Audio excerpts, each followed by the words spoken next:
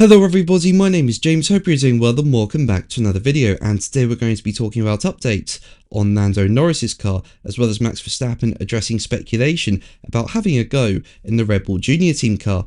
If you enjoyed the video, make sure to leave a like and subscribe for more Formula 1 content. Also make sure to follow me on X at James's Pit Lane, I'll leave a link in the description, but let's jump straight into the video.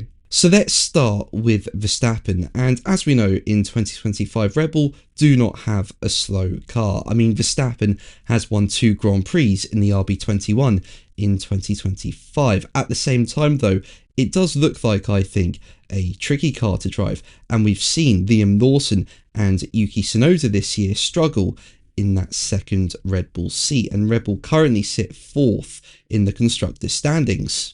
Meanwhile, the Red Bull Junior team car, the VCarb 02, in my opinion, looks like a nicer car to drive, and we've seen the car be a regular in Q3. The Red Bull Junior team have also picked up some really nice points this year, and Isaac Hadjar, who drives for the Red Bull Junior team, is a contender to be Rookie of the Year because he's put in some amazing performances, his best coming at the Dutch Grand Prix, with him securing a podium, finishing P3 in that race.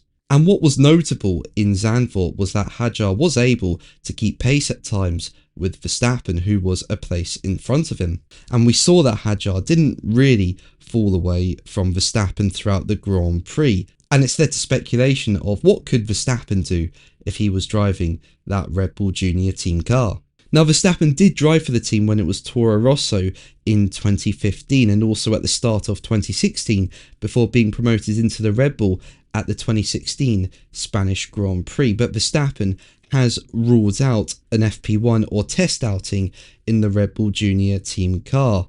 When asked about the possibility of such an outing, Verstappen said, as quoted by Racing News 365, "No, not really, no.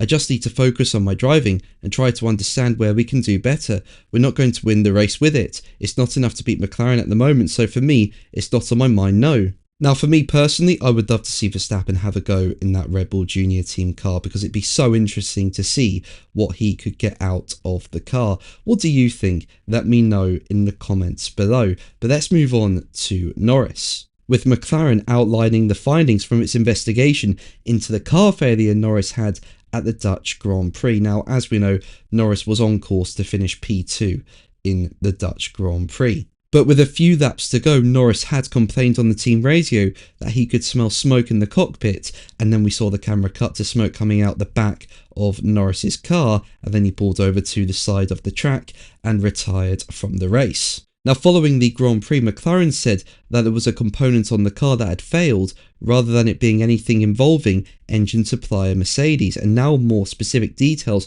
have emerged about what happened. Basically, McLaren told the race that the part that failed was an engine oil line, with the race going on to say this triggered an oil leak that was then detected by sensors on the car, which automatically shut down the engine to prevent any extra damage being caused. Now, the fact this looks like an engine oil line issue rather than a power unit failure will probably be a bit of a relief for Norris, as that means it's not guaranteed he will lose that engine from his pool. At the same time though, the race say that the power unit from the Dutch Grand Prix is now being evaluated by Mercedes to see if any damage was done by what happened and whether or not it can be returned to Norris's pool later in the season. But yeah, the fact it looks like it was not a power unit failure maybe means it could return to his pool. We'll see what happens. But one thing to note is that the race did say that McLaren is understood to have put some countermeasures in place for the Italian Grand Prix this weekend. And speaking about what McLaren had told him of the failure,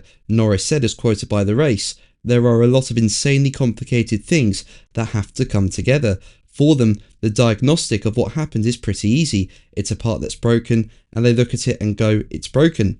But the understanding of how to fix it, they make the same part but stronger. Racing in F1 is always about making things lighter and stronger, so it's probably a very small weight penalty that comes with this part. It's pretty small part. It's probably something that costs a little bit to make." But that's going to be the video from me today. Thank you ever so much for watching. Make sure to like and subscribe for more videos, and until the next one, take care. Bye.